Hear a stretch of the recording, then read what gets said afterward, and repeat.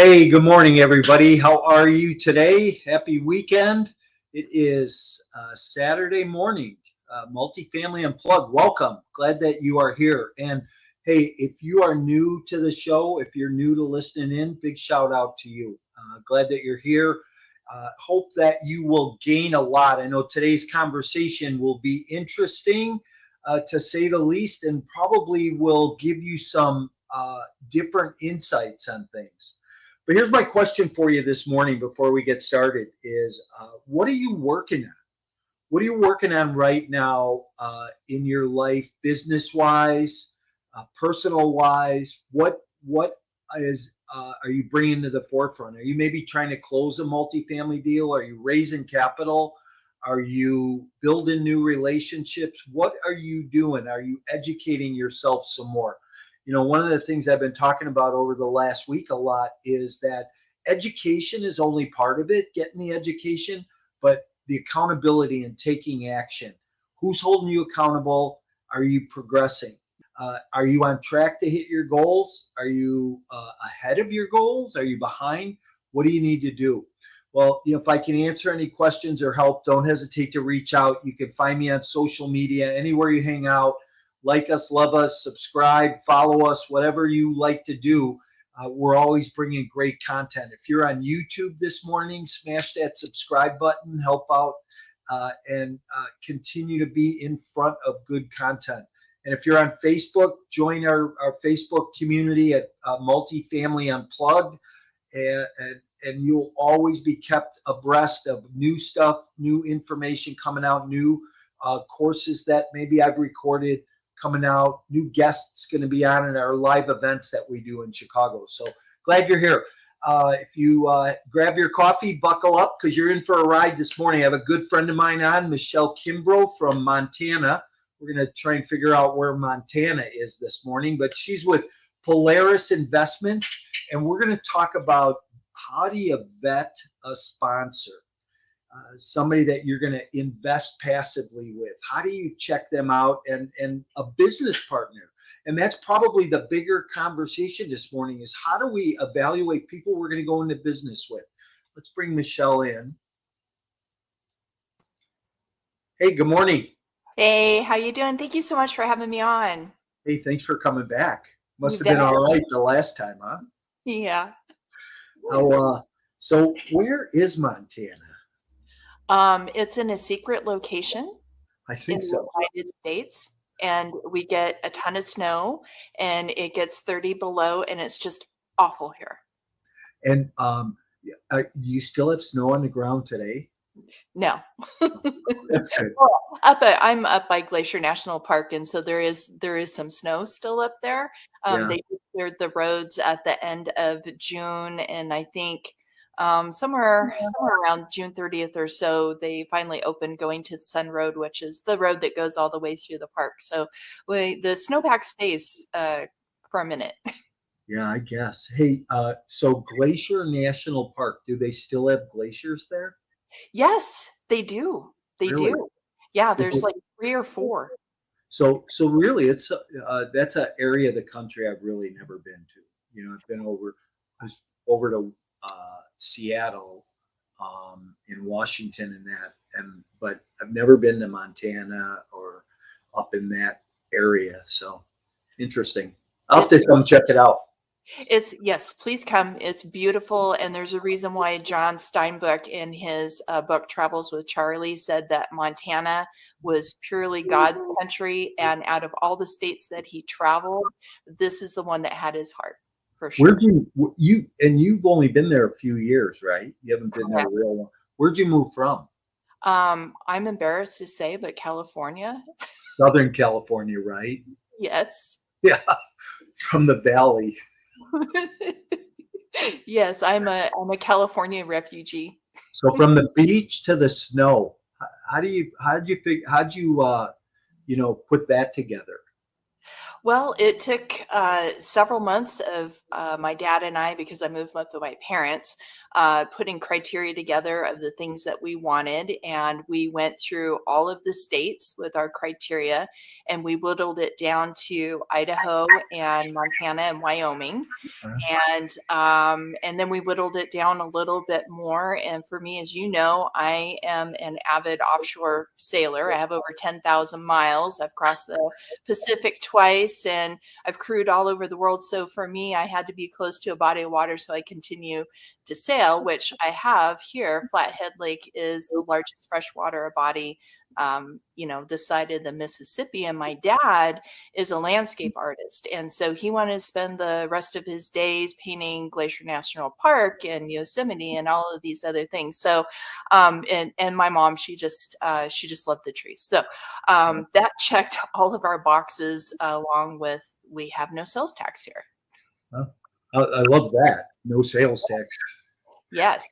So, And I went from paying, 56, 57% income tax between federal and the state of California, which was almost 17% personal income tax, to literally like hardly anything, because I think the personal income tax here is, I don't know, very low, like 6%. So it was huge. Okay, good for you.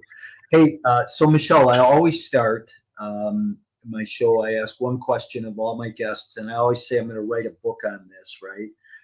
But in one word, what best describes you personally and professionally? Resilient. Okay. And my dad, he always says, he goes, you have 9+ lives as a human and as a cat, because he's seen me go through so many things in my life, both, personally and professionally. And he says, you are the strongest person next to Donald Trump that I know, and you always land right side up on your feet. And I've escaped death 4 times. And I think, my faith, there's a reason why I'm here. And, I wrestle with God every day trying to figure out what it is, but I am here for a purpose, and, to help educate and help people learn whatever space that it is. I'm a serial entrepreneur, so I've got a lot of information and a lot of stuff to sell, share with people. I'm also my parents' caregiver, so I've got a lot to share about that. So maybe that's why I'm here. But resilient. Yeah, I love that. I love that, wrestling with God, So Yeah. I think until people get to a place in their life where they get wrecked by God, it doesn't make a lot of sense. So obviously you've been down that road. So Yep. As a matter of fact, yesterday I went an 8-mile hike in the middle of the wilderness with all of the bears and tigers and all that other stuff. And I was literally yelling at God as I was going on my hike. I don't know if there was anybody else around. They probably thought I was crazy, but I don't care. That's just how our conversation went yesterday. Hey, so when you're out on those hikes like that, do you actually come across bear and moose and? Yesterday I did not. I did see some bear scat, but it looked like it was kind of old. But when we've been up to Glacier, we've seen grizzlies eating in a berry patch. And I took my dad fishing one time, and there was a black bear that crossed the road. And there's a big herd of elk not too far from here. I've got deer and wild turkeys on my property every day. So yes, we do see a lot of wildlife here. Yeah, that's Yeah. cool. It's awesome. Yeah, I bet that's interesting. So yeah, much better than the concrete buildings that I'm used to from California. yeah. Hey, let's dive in. So a couple things we're going to talk about this morning are how do we vet a business partner, maybe a team member, somebody we're working with, and same thing for sponsors. How do we, if I'm a passive investor and going to invest in an opportunity that you have, whether it be, in the energy space or real estate space, whatever, how do I vet that sponsor out? How do I make sure that, my capital is going to be safe and that nothing's going to happen? Yeah, and I think this is such an important topic, because what I have seen over the last couple years is people just blindly, just throwing money at projects or people. They don't know the people, they don't understand the project. And that's kind of scary. And as we move into this new economic environment, I think even more so people need to, really delve into due diligence, not only on the project, because a lot of times that's what we all hear about mostly is you do your due diligence on the project, whatever it is, single family home, multifamily, industrial, whatever, do your due diligence on the project. But we leave out, the person that we're going to be, investing with. And then on the operational side, we leave out, well, who are we partnering with? And so I think it's really important that we do that. And there's a lot that can be learned from it. It's not going to be 100% bulletproof, because it's kind of like when you're dating somebody. I have the 6-week rule, right? Everybody's on their best behavior for 6 weeks. Well, when, the doo-doo hits the fan is when you really discover who those people are and their real character comes out. And so you're not going to catch it all, but I think not jumping into something and taking the time and learning and studying the person, just like you would when you're learning about multifamily. You would do the same thing about your sponsor, and you do the same thing with the person that you're going to be getting into business with, regardless if it's investing, it could be starting up a restaurant, it could be starting up a clothing company, whatever it is. You need to understand who that person really is, because like I said, when the rubber meets the pavement, you need to know who you're working with, and I only want 8 people in my corner. I want the people that, if we're going to go to war, are going to stand by my side and not unravel and, go off and do their own thing. So I think it's important. So that's a really good point, because I like what you said. If we're going to go to war, I want somebody who's going to stand by my side. So, I think, when things get really tough is when you really find the true character of people, and my story. And, I had a partner who I was friends with. We were friends for 25 years. He had lost his job, came to work for me. I taught him how to do real estate. He made a boatload of money selling real estate, and then we went in the apartment business, and he turned his back on me. So we were friends. We did things together. Our families vacationed together. We hung out, and then all of a sudden, when things got really tough, and he turned his back. I don't know that you ever see that coming from somebody. Yeah, I think, like in that situation, being friends with somebody, that's a different relationship. It's not a business relationship, right? And so the 20-year friendship was something completely different. But I think, business and especially money changes people. Hmm. And, when you're in business, you become very vulnerable. Like I said, I'm a serial entrepreneur, and I have walked some walks. And I always tell people, I just did a post not too long ago about the unsexy side of business, because it's not all puppy dogs and ice cream and rainbow and, oh, you're so lucky you get to own your own business. Luck has nothing to do with it. And there are a lot of things that you walk through. And so, it's great if you have somebody that's a friend and you want to go into business, kind of like in high school. Oh, let's start a band. You remember that? Everybody wanted to start a band. Yeah, I was in one. Yeah, everybody wants to start a band. So, that relationship is different. And, again, I don't think even if you do all of your due diligence and then some, that you're going to catch those things, because it's under pressure where you see people. But, there are some steps and things that you can do.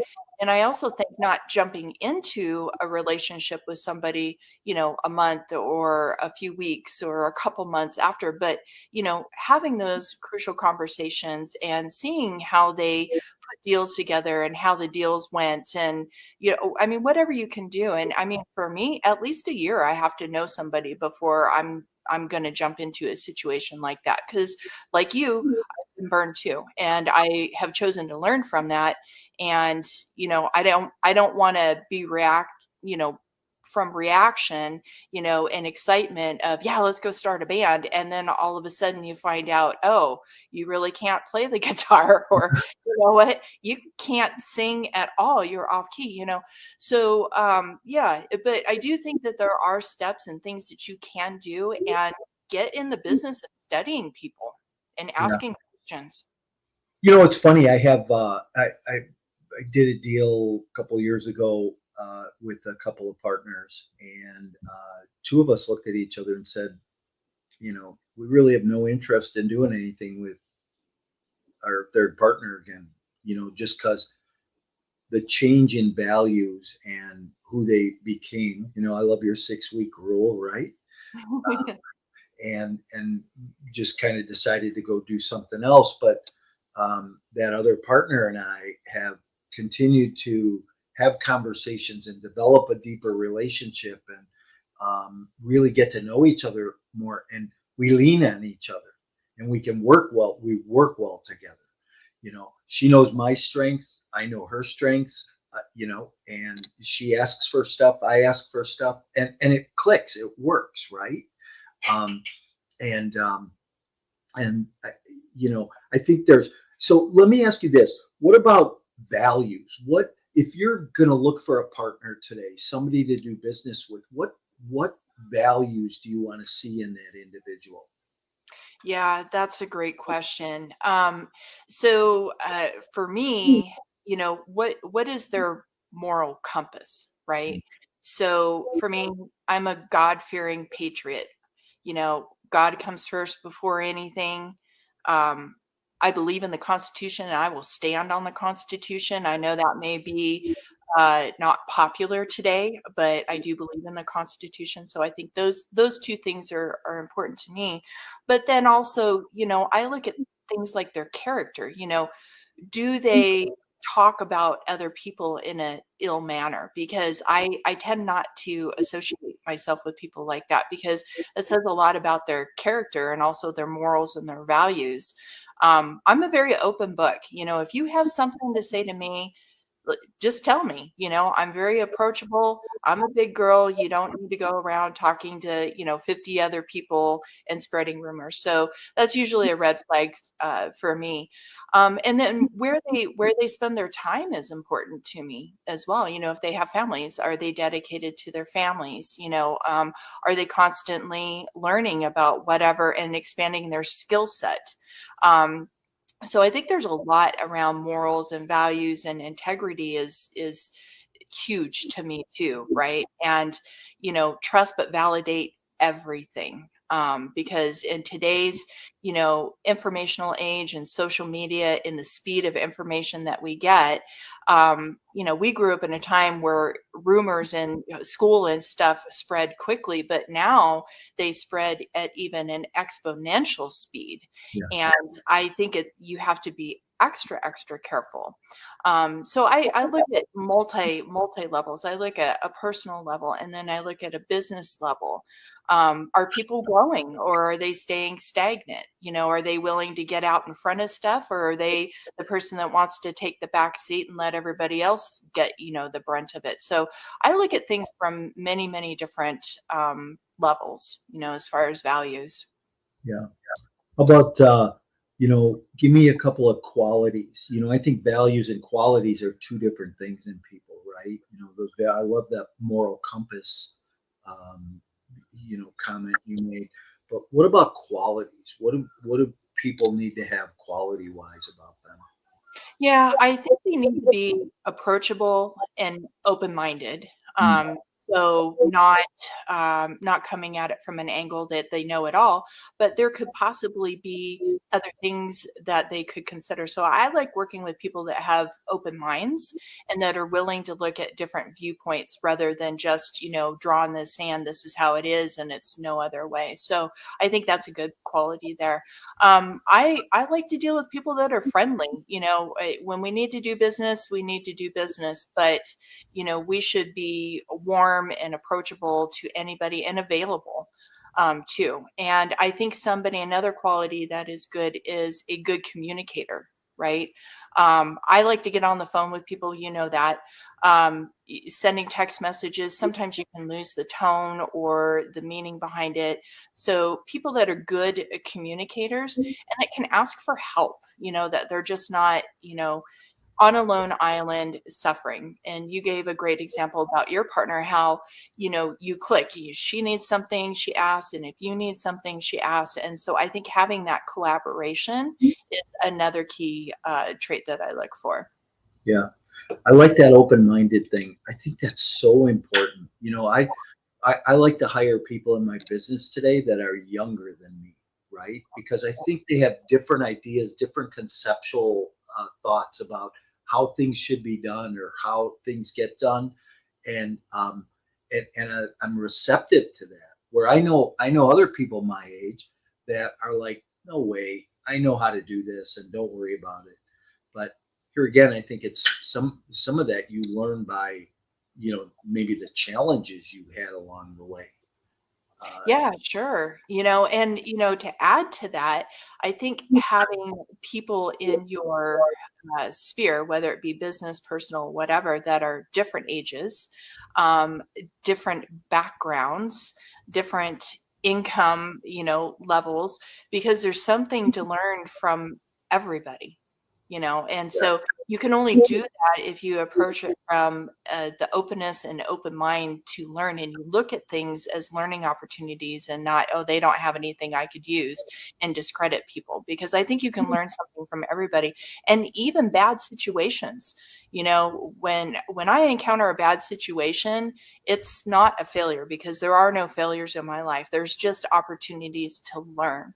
And Yeah. so I think reframing your mind to look at it as not a failure, but what's the lesson out of that I can learn and apply it to the future things. And I think you can do the same thing with people. So I love it that you hire people younger than you. I do that oftentimes too, because, I have a skill set. I'm not in the business to learn, new skill sets with social media and all this other stuff and marketing.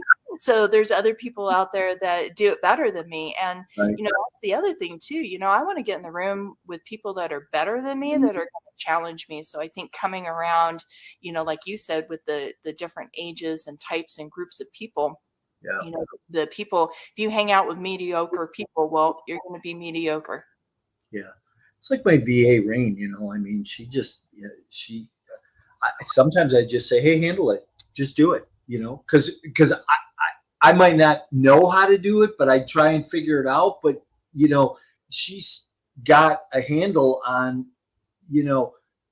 things that people want to see or want to hear, or, and can structure things right. So it's helpful, right, when it comes to marketing and that. So it's cool. But it's like you and I, met on LinkedIn probably a year and a half ago now. Yeah, And about that. Yeah. and we've continued to get to know each other. We've continued to have conversations. We've shared podcast space, and we're probably fixing to do some business together here at some point. So Yeah. I think that, again, it's that developing a relationship. How about from a standpoint of, if you were going to invest into somebody's private offering and be a limited partner, be a passive investor, what are you going to look at in the qualities? Are you going to look at the deal, or are you going to look at the sponsor, the people running the deal, or is it a combination of both?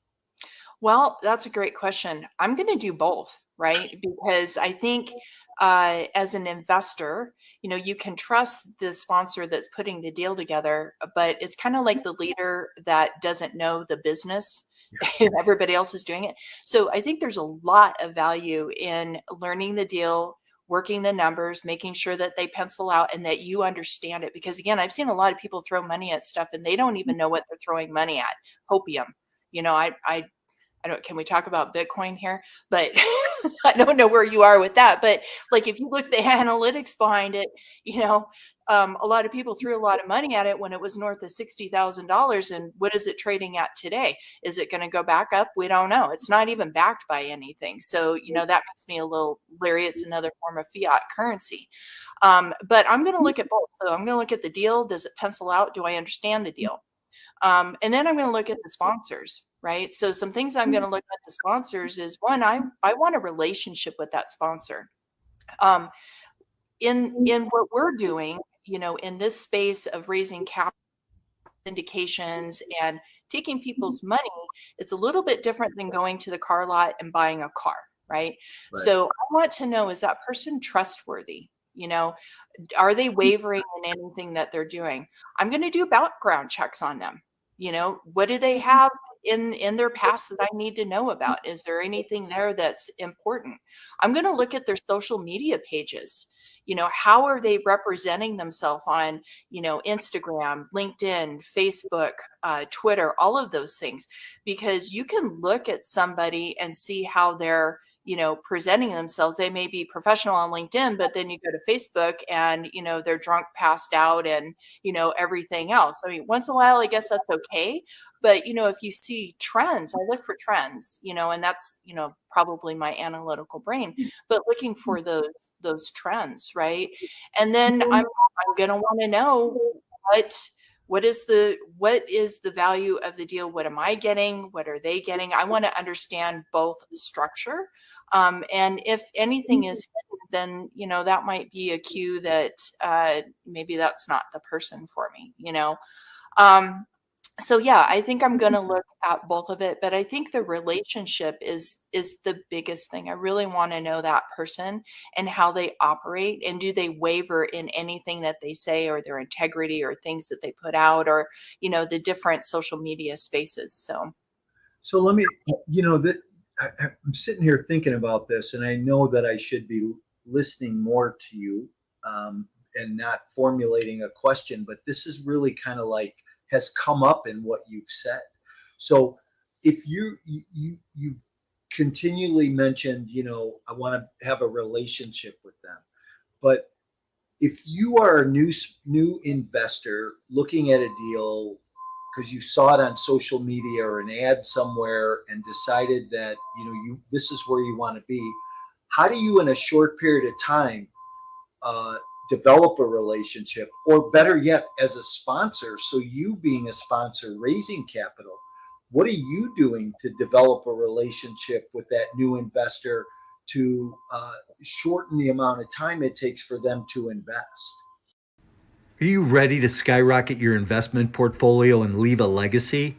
Are you tired of inconsistent returns received in the stock market? Do you think it may be time to take a look at alternative investment options for your portfolio? Passive investing in multifamily real estate could be that option. With no tenants, trash, or toilets, providing a solid return on an annual basis that outperforms traditional investing, also receiving a monthly or quarterly return along the way.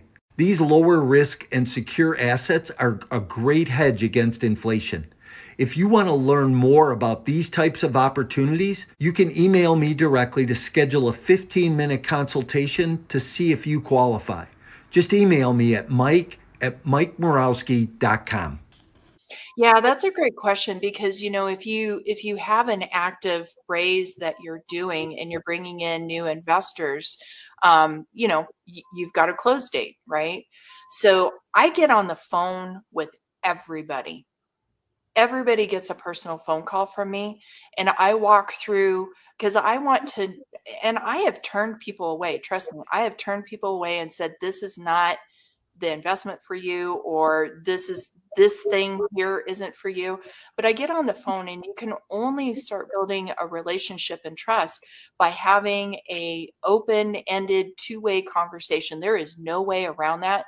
And you've got to put in that work. You just can't send out blast emails to 5,000 people, because you're going to get that quality of investor. And as a sponsor, do you want those type of people in your deals? Because they're going to be a thorn, the Achilles, thorn in your heel, or whatever that thing is, right? But for me, when I'm having that conversation, I'm walking through, what are their goals? What are their understanding of investment? What things have they done? What does due diligence look like for them? And I'm an open book. I give everybody everything, and I've even had some investors do background checks on me. I'm totally okay with that. I have nothing to hide. But I think the only way that you can do that is by getting on the phone and having quality conversations with them. And sometimes I'm 2 or 3 conversations, before they feel comfortable. And I tell everybody, this has to be a good fit for you, and it has to be a good fit for me. And if you don't understand anything, then we need to seek to get to that ground of understanding, because I need to sleep at night. I tell everybody that I need to sleep at night. I need to know you're okay. You understand, you've done your due diligence. If there's something or some sort of help or information you need from me, I will go get it. But I think the only way that you can do that in a short period of time is getting on the phone. And I see a lot of, syndicators and people that are raising capital. They're just sending out blast emails, to their mailing list or doing social media. I've got this deal. I've got this deal. And I don't know, a lot of people don't get on the phone. And I only know that from talking to all the investors that I have and other sponsors, and then getting in on, deals, potential deals. And it's nobody ever gets on the phone with me. They just send me stuff from their email list. Well, that's funny you say that. That's funny you say that, because I try calling people, and I'm always calling people. So, I have a couple lead magnets, and somebody can go download an ebook or go to a generic webinar or, do that. And I collect phone numbers and names and email addresses, but you call people and they don't answer the phone to me. And I'm to a point now where I'll call somebody, I leave a voicemail, I send them an email, and I do a video text right now, because I want, hey, listen, I just thought I'd drop by right now just to tell you what we're doing and see if we can get on the phone and talk about it a little bit. Yeah. Well, my investor onboarding process is, if they don't get on the phone with me, they don't move past it, period. Yeah. So, because, whether you're doing a 506B or a 506C, I don't care. I want that conversation documented well. And I have a checklist of everything that I go down, and I document all of that. And then if it's a good fit, and if we're doing a 506C, well, then I'll send them to a third party, accreditation process. And then after that is when they move forward. So if they're not even willing to get on the phone with me, they're probably not a good fit for me, because I need to vet them as much as they should be vetting me. I was just going to ask you that. You sound to me like you would have no problem telling an investor you're not a good fit. And because I know in my past, I've told investors, I'll say, hey, I don't think this is right for you. I don't think we're a good fit. And, people go like, what? But I don't want to take somebody's money that I might have problems with later, because in this space, you are held at such a high level of transparency. And, people need to know everything. So I love that you brought that up. That was awesome. Yeah, it's just so important. And like I said, I'm not in it to take people's money just to take their money. I can't sleep at night. So I have a process for vetting people. And that first process is getting them on the phone and having the conversation. And then it's moving them through the accreditation process. And then if they're willing to put the work in on their side and it's a good fit, after the call, well, then we can move into, getting them in queue for, the PPM documents or business plan or whatever. But nobody gets anything from me until they've been on the phone. And I have told people this, I don't think this is a good fit for you, and it takes them by shock. But again, I am here to solve people's problems, whether that be, they're trying to reduce their taxable income through investing, or they're trying to learn about investing, or, like with my other businesses, we do business process consulting, helping people solve problems is what I'm here for. I don't care about the money, because the money will come after you put the people first. And solve their problem. Yeah, and I think on both sides of this conversation, everything that we're talking about goes really well, right? Whether you're vetting team members to be part of a team or them to be part of your team, or you are vetting that investor, or that investors, you're in that vetting process back and forth. I think that, they have to have good character, good qualities, deep values, deep-seated values, and just be there's a level of risk we all have to take at some point. It's kind of funny because I was looking the other day and I was thinking, man, when I had my old company, I had probably 7 people working for me that did all these job functions that today I have a team with 4 or 5 people that do those same job functions, but we all eat what we kill, right? Back then you paid everybody, but now everybody has more of a vetted interest, so to say. Yeah. So, Yeah. what are you working on these days? I am working on my consulting firm. So I just released a coaching and training program around Lean Six Sigma. And so I am doing live teachings and taking people through projects concurrently with the training as it relates back to their business practice or whatever. And so I am trying to build that group up because I love teaching, I love coaching, and I love that discipline. I have over 12 years in that, and I just love that discipline. I love real estate too. So, we're working on some things there. I don't have anything active yet, but that can change.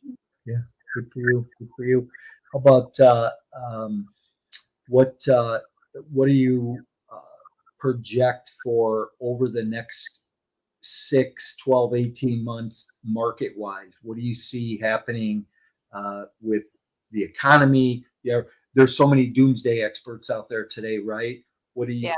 I know you've been doing this a long time and you're well studied. So, what do you think? Yeah. So I think we got interesting times coming up. I know here in Montana, we're starting to see home prices, single family home prices, fall. I'm also seeing a ton of building. So, and I think that is, real estate is very cyclical, that, and there's specific phases. And so I think we're getting ready for a dump. I don't know when, maybe another 6 months, 12 months, who knows? You can't really time that market, but it is impossible for the market to continue going up with everything else that we have going on with our fiscal policies, from a country standpoint and even at local levels. Jobs are not where everybody thinks that they are. I don't trust the government's data. I hope this is okay to say all that, but I don't trust the government's data because you can go anywhere and there's help wanted signs everywhere. So there's a difference between, the numbers that they report and the real economy. And I think the real economy is showing us something different. Things are not where they were. And I think we have a lot of bubbles right now, not only in real estate, but crypto. You've got the feds that, came out this month with their payment system. There's something like 30 countries that have joined BRICS now. The EU has their central bank digital coin they're trying to roll. I mean, everybody's trying to do everything. So I think there's a lot of bubbles, and I think we just need to wait and see what's going to happen. I know for me and a lot of my investors, there are some good deals. Don't get me wrong. There are some good deals, but I think everybody is positioning their capital to sit on the sidelines right now, because if you've been through any of these cycles, you know what's coming. It's like, it's a playbook that has repeated several times over. And if you remember 2008, 2009, people were positioned well, did very well. And I think there's going to be a lot of opportunities. And just like Bitcoin, everybody bought it at 60,000 and then it dropped below 30 and it's probably going to go down to 5. You're going to lose a lot. So, there are good deals to be had right now, but I think you really, really have to use your discernment and your good penciling skills to see if they make sense. But I know for me and a lot of my investors, we're waiting on the sidelines because we see the opportunities that are going to be coming up. Yeah, I think there's some blood in the water, that's for sure, and probably well spoken on some of that. But here again, we're such a resilient country, right? The word you used in the beginning, I think that we bounce back, and as much as you have all these naysayers, and the government's scratching their head right now, saying, the job reports are up. Things aren't slowing down. Builders are still building. Permits are being pulled, and we'll raise interest rates again to try and slow this down. It's funny, as I heard Sam Zell on a podcast, and he just passed away recently. Who Sam Zell is with Equity Office. Yeah. He said, somebody asked him on the podcast, hey, if you were running or doing Jerome Powell's job, what would you do? He goes, well, I'm not available. At first, I thought that was classic. But then he goes, I'd do a 2 or 3% interest rate hike. He goes, they're going to get there eventually. Just do it and get it over with and slow it down. I think because we're so resilient, though, we've gone from those sub-3 interest rates to 5, 6, and 7 now, and there's still motion out there. So it's just interesting where we're at right now. I don't know if anybody's got a good story around it. Yeah, I don't think so either. And we're coming up on an election year, which is going to be a whole other factor that's going to go into this whole fiscal policy thing. So welcome to the circus. Yeah. So I tell people all the time, just get your house in order. Whatever that means to you, get your house in order, because I think we're going to have some turbulent times coming up. And those that are prepared and are, it takes a lot to wait through that season, right? But I think that there will be a lot of opportunities. I'm not a big stock market player. I did option trading for over 20 years. But I even think in the stock market, there's going to be some opportunities when everything dumps out.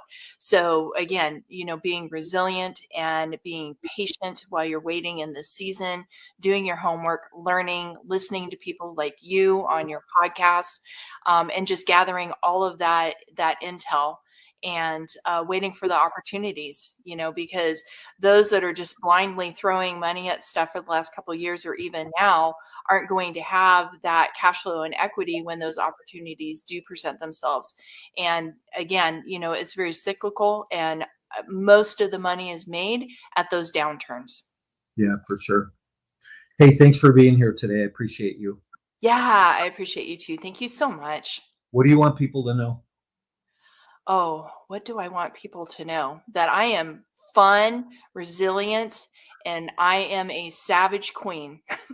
Awesome. That's great. Okay, a couple bonus questions. What is the best book you've ever read? I would have to say The Purple Book, Rich Dad, Poor Dad. Okay. And then second to that is going to be The Creature from Jekyll Island.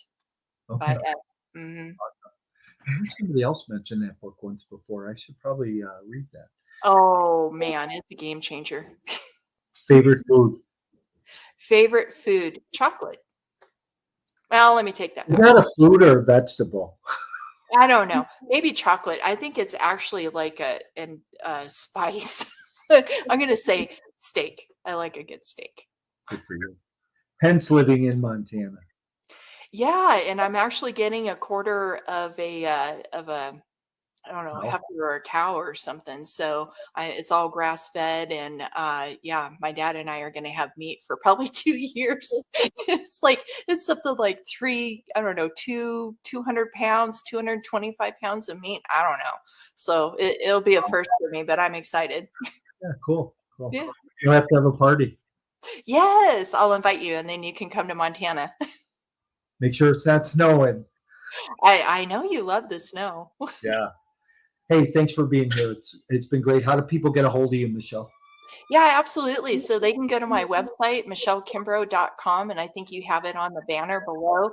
It's got everything from my training and coaching, my consulting firm, my investment stuff. I've got free downloads on there. I got a free download to my book that I co-authored last year. I even got a really cool video of me sinking 500 miles off the California coast, bailing water. So there's lots of fun stuff on there if you want to learn about me and grab some tools that are going to help you.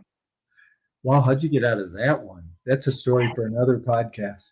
Yeah. So it was a Black Hawk helicopter mechanic and a wetsuit. And we could talk about that at another time. But yeah, talk about innovation. Because in those situations, nobody's going to come help you. We were too far away from the Coast Guard. There were no fishing boats. The Navy's not coming. So you either fix it or you're getting in the raft.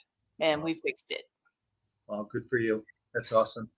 Hey, thanks for being here. I appreciate you. Good to see you again, and certainly look forward to continuing our conversations. Everybody, thanks for being here this weekend, and enjoy your weekend and make whatever you do